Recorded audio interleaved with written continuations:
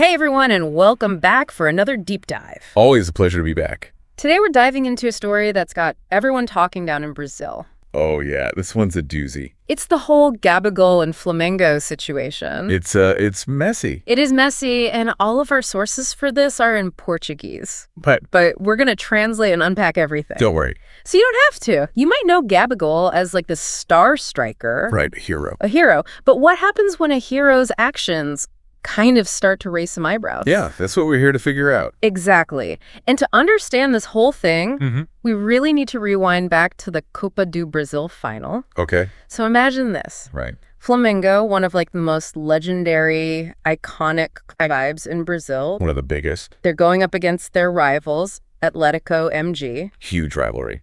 The tension is high. The energy is electric. All eyes are on Gabigol. Of course. They're star striker. Yeah. And it's important to understand that Flamengo is not just any team in Brazil. No, they're practically royalty. They're royalty. And they have this massive, passionate fan base Oh, yeah. that expects to win. And Gabigol, up until recently, was the guy that delivered those wins. Yeah, he was their golden boy. He was. Practically worshipped. But then at halftime, things took kind of an unexpected turn. Oh, boy. So the score is still close. Okay. And Gabigol is told that he's being substituted. Oh. And his reaction, let's just say, Yeah. not exactly what you'd expect from a team player. Not very graceful. Instead of handling it gracefully, he was visibly upset. Oh, really? He even made a comment Oh, no. in front of the staff that was less than respectful. What did he say? Essentially, he questioned the coach's decision, Oh, you can't do that. which in a team sport like football is kind of a big no-no. Yeah, you don't do that. Yeah. So disrespectful. All about the team. It really is. But And it wasn't just the comment. Well, there's more. It was more than that. He isolated himself, Oh, wow. fuming on the sidelines, Really? refused to congratulate his replacement. That's so petty. Now, here's the thing. Despite all this drama, Flamengo wins the game. They secure their 5th Copa do Brasil title. Wow. So you would think that Gabigol would be ecstatic celebrating with his team. You think so?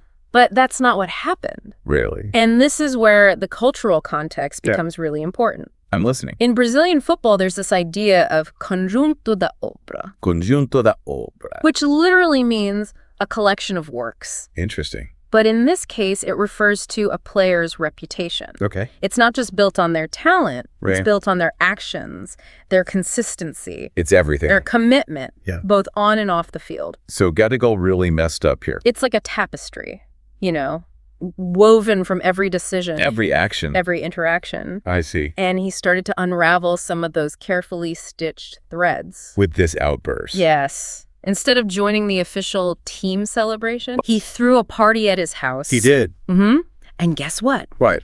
No one from the team showed up. Ouch. So this wasn't just about a substitution anymore. Right. It was a public display of discontent. Yeah. And it sent shockwaves through the Flamengo community, I bet. which ultimately led to Gabigol receiving an afastamento. An afastamento. What's that? It basically means he was sidelined, Okay. removed from the team temporarily. It's a disciplinary measure. Okay. It's a way for the club to say, hey, we need you to step back and reflect on your actions. So it's like a timeout. It's a timeout. And Flamengo's coach, Filipe Luís, publicly stated that this decision was made to maintain team harmony Okay. and to support the coaching staff. Makes sense. But here's the interesting thing. Yeah. Despite the situation, Filipe Luís praised Gabigol in the press conference, called him a club legend. Wow. So he's trying to be the good guy here. It's like he was trying to separate the player's talent from his behavior. Yeah, like he's good, but he messed up. Exactly. Acknowledging his past contributions, but also drawing a line in the sand. Interesting. So was this afastamento just about the Copa do Brasil incident? That's where things get a little more complicated. Oh, boy. Our sources are saying it wasn't just about that one incident. Yeah. It was a series of concerning incidents. Oh, so it was a conjunto da obra. A conjunto da obra.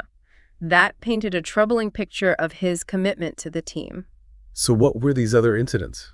Well, one involved Gabigol being seen wearing a rival team's shirt. No. Which team? Corinthians. Oh, no, that's a big no-no. In the world of Brazilian football, it's like a huge sign of disrespect. You can't do that.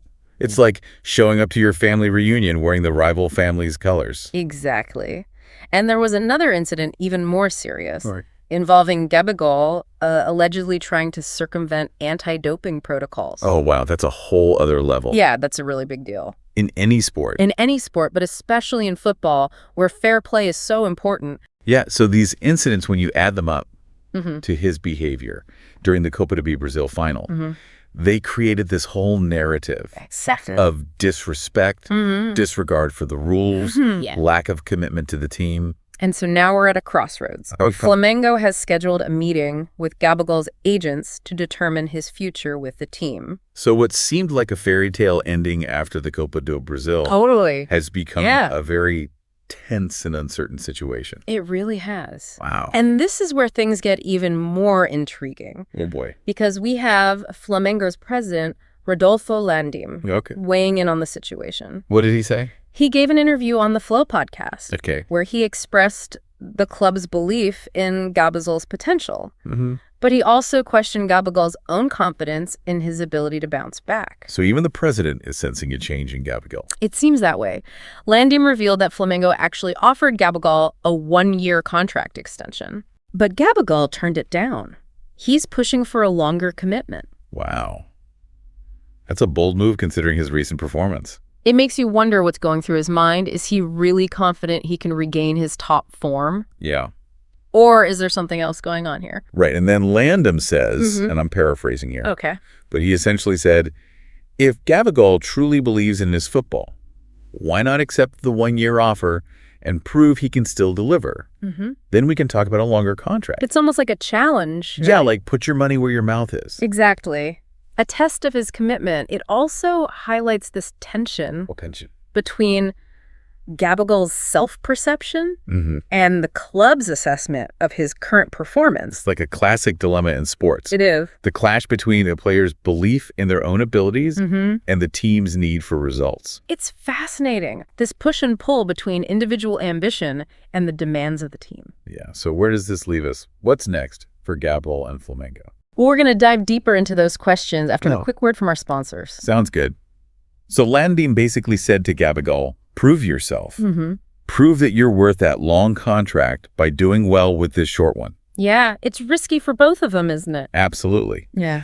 And this is where the cultural side of things in Brazilian football really matters.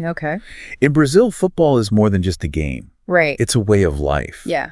The fans are so passionate. They have these huge expectations for their idols. Yeah. And when a player like Gabigol, who was a hero, starts acting out of line, it creates this rift. A rift. Yeah, like a sense of disappointment that can be hard to overcome. So it's not just about contracts and how well he plays. Right. It's about his reputation. Exactly. Loyalty and the bond he has with the fans. It's all connected. Wow. And that's why his decision to say no to that 1-year offer is so confusing. Yeah. Was it a bad move? Was he being cocky? Yeah. Or was he trying to force Flamengo to give him what he wants? Yeah. We don't really know for sure. Right. But it definitely makes things more complicated. Definitely.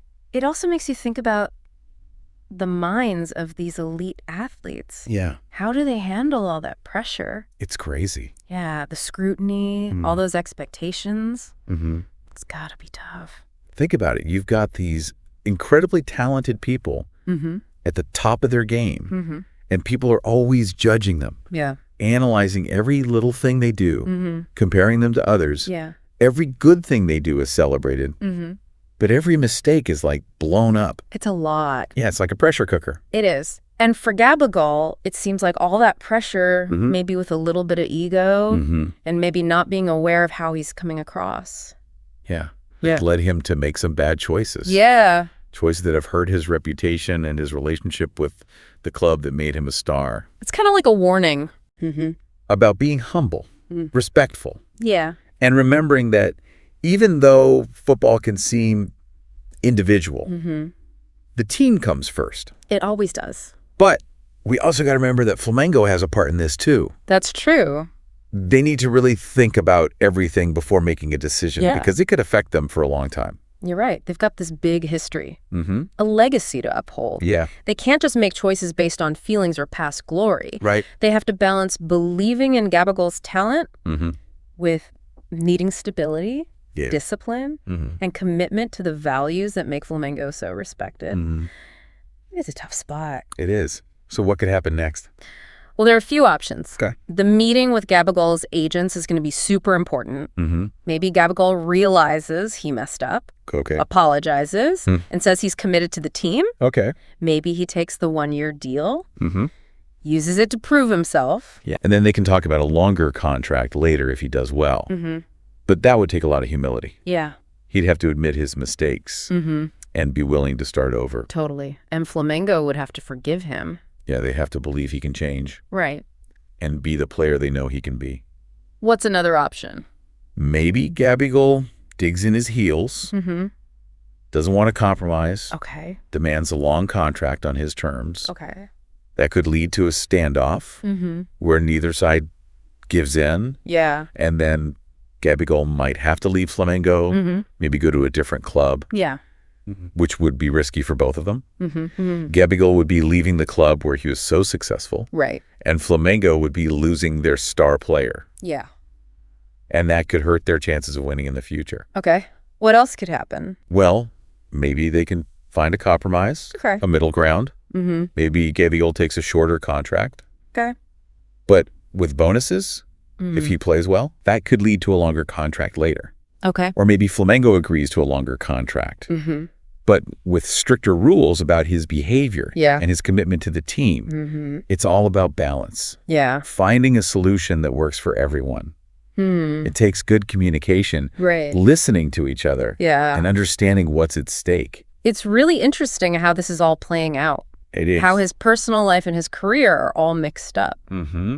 And how choices he made in the heat of the moment are having these big consequences. Yeah, it's not just about football anymore, is it? Nope, it's about so much more.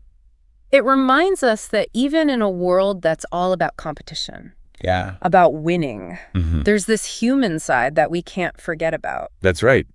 Emotions, relationships, dreams, fears. Yeah. Those are the things that really matter. Yeah, those are the things that make this story so interesting. They are. So we've been talking about this Gabigol and Flamengo thing, but I think it's time to zoom out a little bit. Yeah, look at the bigger picture. What does this whole story tell us about sports in general? It shows how tough it is to be a pro athlete. You have these incredibly talented people. Right. They're so ambitious.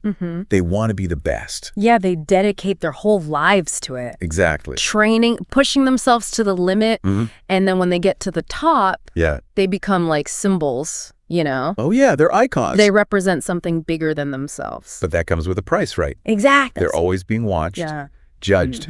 Every little mistake they make is huge. And the pressure to perform, it must be insane. Oh, yeah. And for Gabigol, it seems like that pressure, plus maybe some ego, got to him a little bit.